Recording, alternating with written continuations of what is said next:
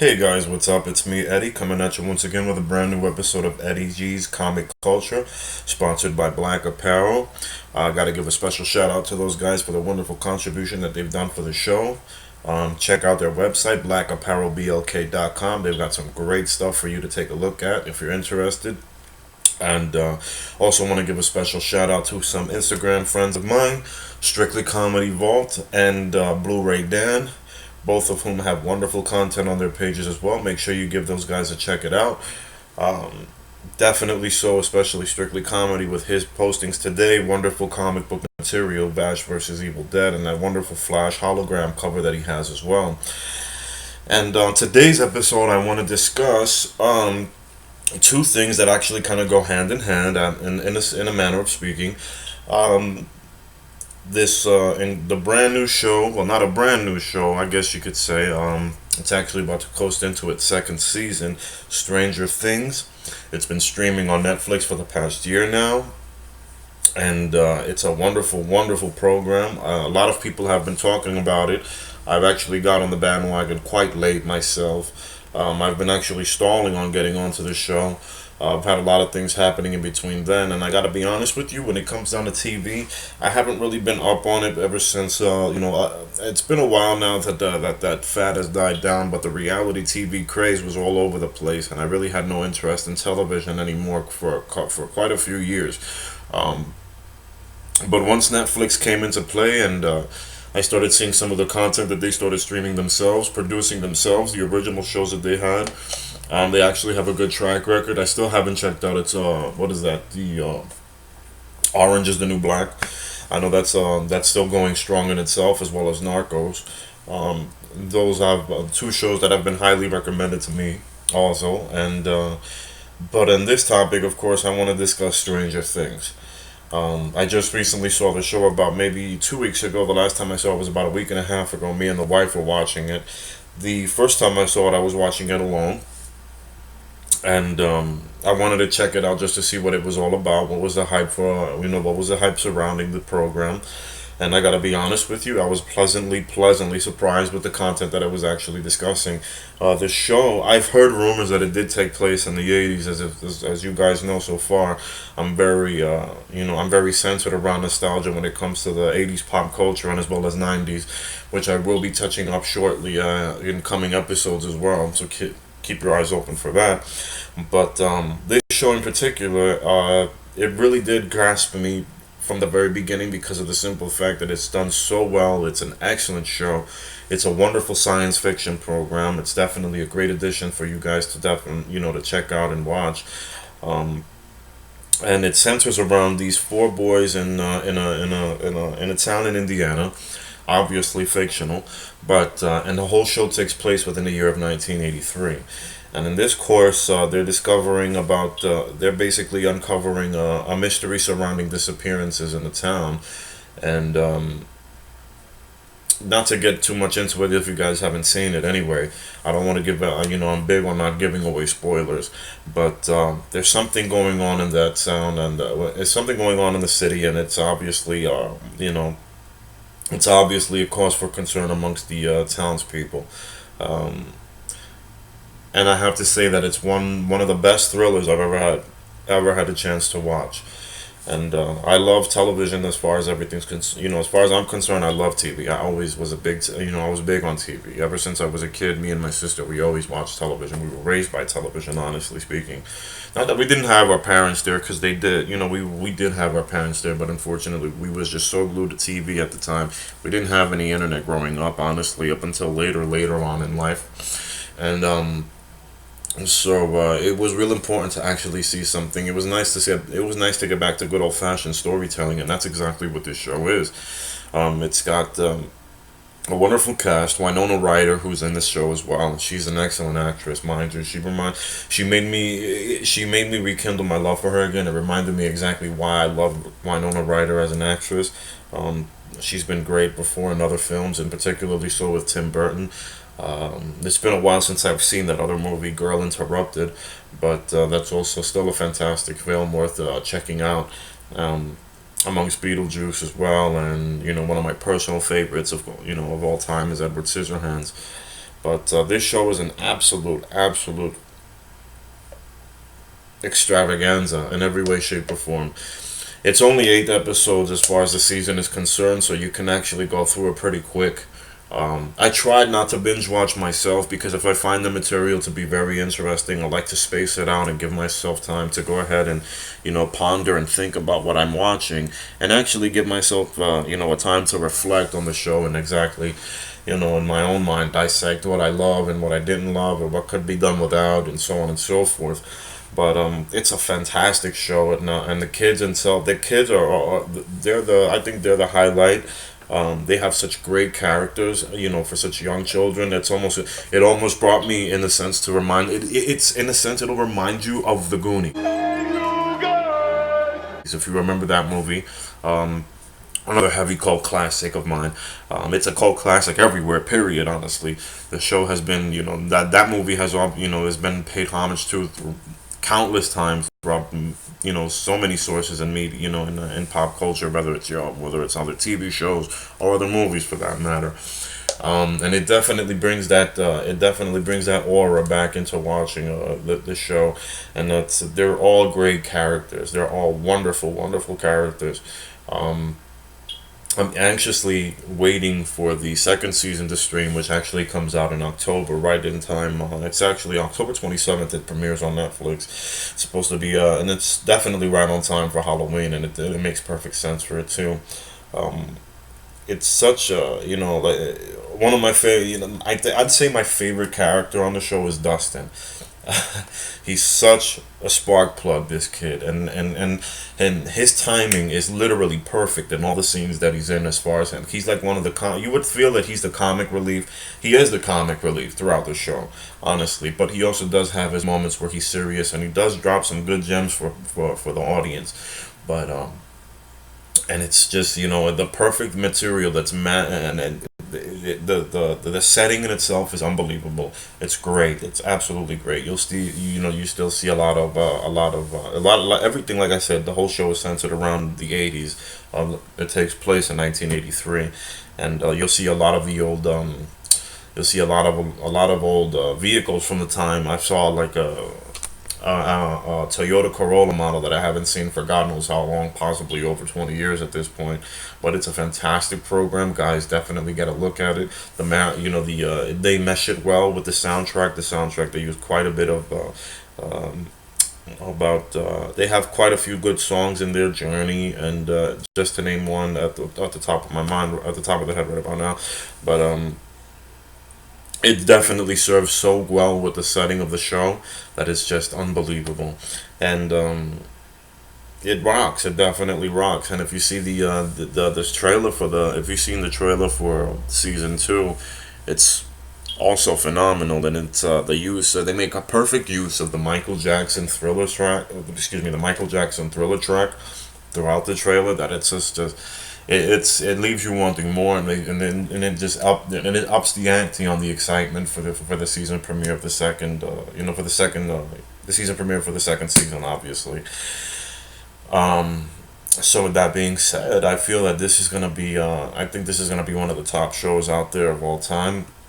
uh, Netflix definitely hit one out of the park with this one, and with that being said, I wanted to also discuss a lot of 80's music at that time. And 80's music is always to me like been a soundtrack to my life, no matter what. Even though I was born in '81, raised in the '90s, but particularly that was my teenage years. But and I still have love for the '90s. I'm definitely, as I said before, I'm circling back to that around. I will be discussing '90s nostalgia soon in one of these episodes.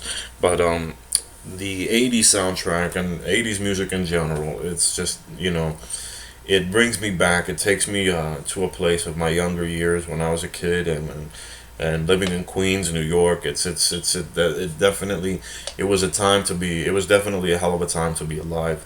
And especially witnessing a lot of the stuff that happened in New York City. A lot of the songs throughout that time take me to those periods where I can remember a lot, especially and particularly with my older brother. New wave is a big thing for me. I always love new wave music. What's that group? Level 42. Of course, the Pet Shop Boys, and you also have a few. What's that? New Order with Blue Monday, another classic record, and also you have quite a few artists, a huge plethora of artists to listen to.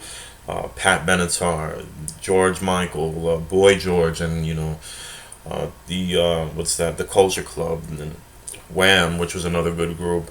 Not to mention, even the rock era glam metal at that time was still, some people would always say the androgynous part, was quite over, quite over the top and to a point ridiculous. But it was, a lot of those videos. If you look at those videos, you could definitely tell that they're a product of their time. But nonetheless, the material that was delivered throughout those years was just absolutely excellent. You can never argue with the you can never go wrong with 80s music, honestly speaking, whether it's new wave, whether it's pop, whether it's rock, whether it's even R&B as well. It's excellent. It's definitely excellent. And if you have any inkling or an interest of what's going on with that, definitely check it out. I'm sure that one of these websites, streaming services, can provide that. Spotify, if I'm not mistaken, or if you have, I don't even know if what's that other one, Tidal. I'm not big on it, honestly speaking. I just usually go to the iTunes store and make my purchases there. But it's definitely something, it's definitely something that was an important part of my life growing up. Um, quite efficiently actually, because it was my soundtrack. It was a soundtrack to my childhood. I remember when I was young, I was a big Michael Jackson fan, honestly. Um, Thriller and Bad could not be touched. I always had those out, I always had those records on repeat. Not to mention the movie that came with it, the Moonwalker movie, which also later spawned into a video game, which kind of was the weirdest, it wasn't the. It was an awkward game to say the least, so to speak. But it's also comedic in its own right if you have the time and if you definitely have some sort of an emulator, or even if you still have the Sega Genesis, and pick it up if you have a local shop out there, or if you could find it online on eBay. Definitely make it, just to give yourself a good time, laughing. Basically, it's a comedic game, honestly, but still, nonetheless, it was a good movie. Um, my brother was big on Prince and the Revolution. Prince was always being played in my household when I was a kid. In our apartment, Prince was always on the stereo in the other room. So we heard everything. I knew all about Purple Rain, Sign of the Times, Love Sexy. Um, what else? He had quite a few albums. Under the Cherry Moon, the soundtrack, of course, not the movie. Even though I did see the movie, which wasn't, which left it left much to be desired, and it wasn't the greatest follow up to Purple Rain, if you ever seen Purple Rain.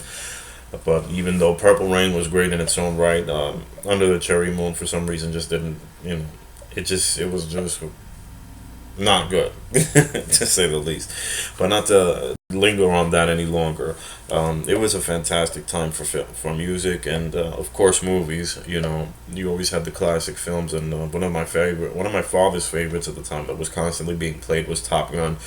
And I remember when he had Top Gun, it was like that was when he had the first surround sound system, the first home surround sound system. He had the big old school speakers that was like basically for old record players anyway, and he utilized that on his what was that, the six head VCR.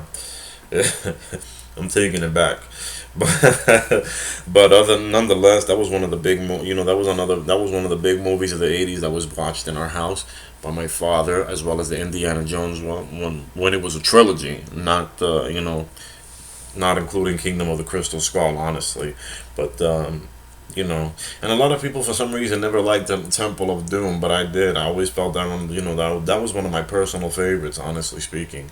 Don't ask me why, but I just felt like it was one of the greatest. I thought that was it was if anything, I think it stood out the most.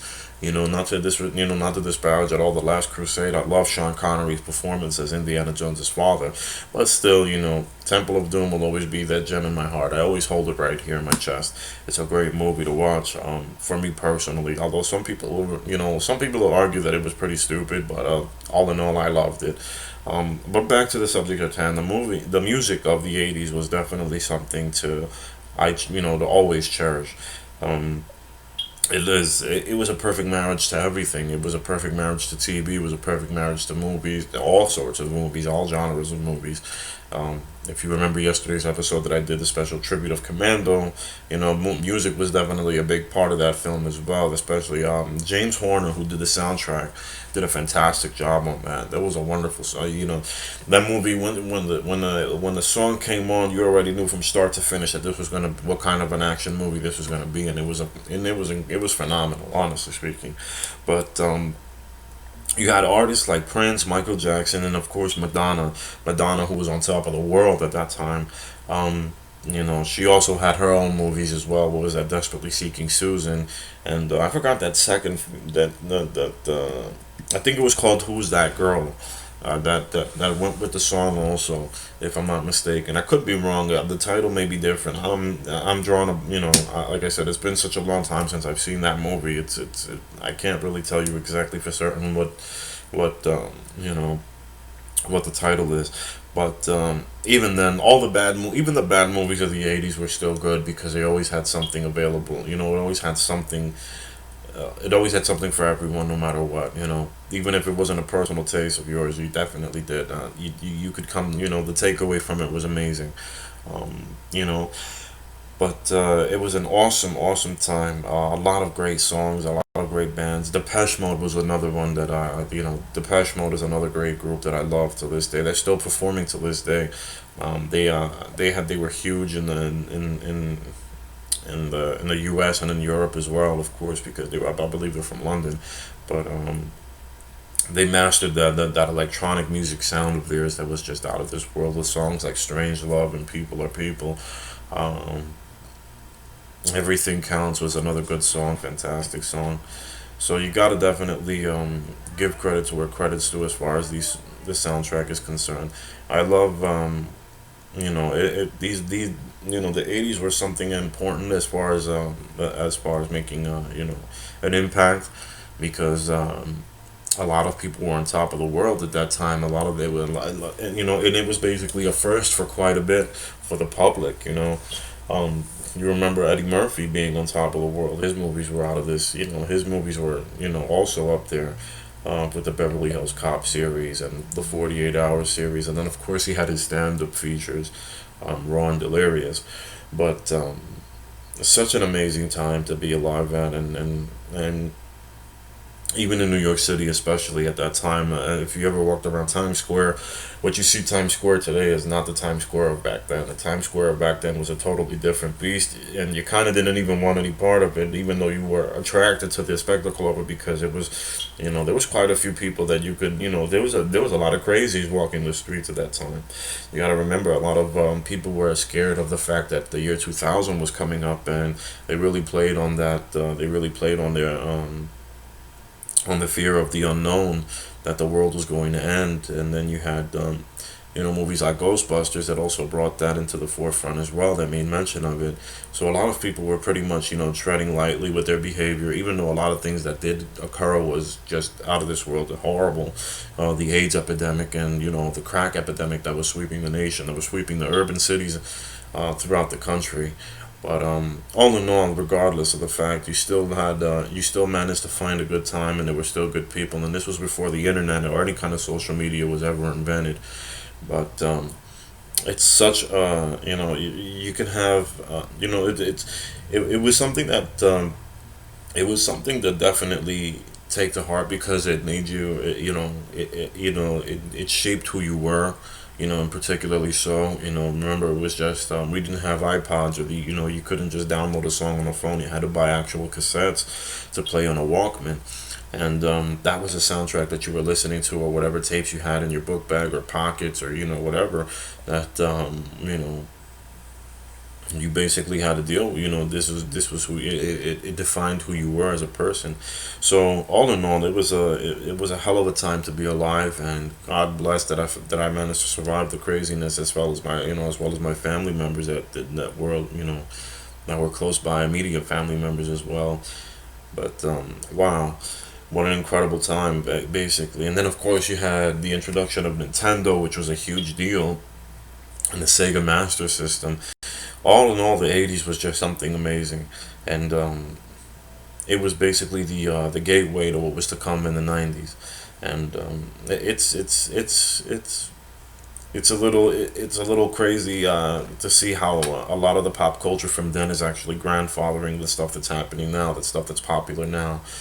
But it was definitely something it was definitely something to keep in your memories for good, because it was worth it. Even if you got into trouble then, it was still worth it. Because you took something away important, no matter what the lesson was. Regardless, as a person. But life is life, and growing up then, even though it was difficult and it wasn't like it was now, um, you're still blessed to have the people around you love you for who you were, and no matter how crazy certain family may be. But a lot of music throughout the '80s was definitely that time to get through it, and especially new wave and a lot of these new artists that were coming, the artists that were just so fresh on the scene. Remember, disco had died out in the '70s. Disco was dying out in the late '70s. So the music that was taking off in the '80s was just out of this, was just amazing. And then when you had songs like "Beat It," "Thriller," um, PYT, and what's that? Kiss. Who else? You got songs like Kiss, like a Virgin. Quite a few others. I can't believe I'm actually drawing a blank right about now. But quite a few songs that were literally laid down the soundtrack to a person's life, especially for my life. Honestly, it's been absolutely wonderful, and can't believe that. Sometimes I would like to. If there was ever a moment, I would wish I could go to if I ever had a time machine. If I ever had a time, and I always used to speak about this with a friend of mine, Chris. Um, we would always discuss whenever the possibilities of just just a far fetched idea. If we ever had an opportunity to have a to find a time machine, what period of time would we go back to? And we always say the '80s, and even then, I would still, no matter how dangerous it was, I would go back to Times Square, just to look at the environment around me. I mean, obviously, I'd be having to look. I mean, obviously, I'll be looking over my shoulder every couple of seconds, like a normal person should at that time period. But for the most part, I would love to observe society for what it was worth, because like I said, Times Square back then was not the Times Square that you see now. It was not the kid friendly, or wasn't the family friendly tourist attraction that it is now. It was very seedy and dangerous if you didn't know any better, and if your awareness was not up to par, then you could have found yourself, you could find yourself a victim for the wrong things. But it definitely showed you exactly how to be it definitely taught you how to keep on your toes. It definitely raised your awareness, and you learned how to stay alert throughout that time period. But it was a fantastic decade for music, and that's something that can never be contested. And even with all those artists that I mentioned, they still banged out a lot of they still banged out a lot of good hits even afterwards in the '90s as well. But I'll always have appreciation for that time period. I'll always be grateful. My gratitude will always go directly to the '80s for grandfathering all of the good stuff that's actually happening now, because you see the influence in quite a bit of it. And as you can see, the show that I'm talking about, Stranger Things, is definitely a product of that. But with that being said, I'm going to wrap this episode up for you guys. I'm glad that you actually took the time out to watch. And if once again, this is a forum for all of us to discuss. If there's anything that you wanted to, if there's anything that you wanted to mention or suggest or questions or anything that you wanted to talk about, hey, the comment section. If you have any favorite artists, what's your favorite artist from that time? If you any favorite songs, please let me know. What's the reason for it? What does it take you back to? Um, but with that being said, stick around, stay tuned for the next episode. I will be going over some more material for you guys that I have lined up, and I can't wait to discuss it with you then. Until then, I'll see you next time. Take care. All right.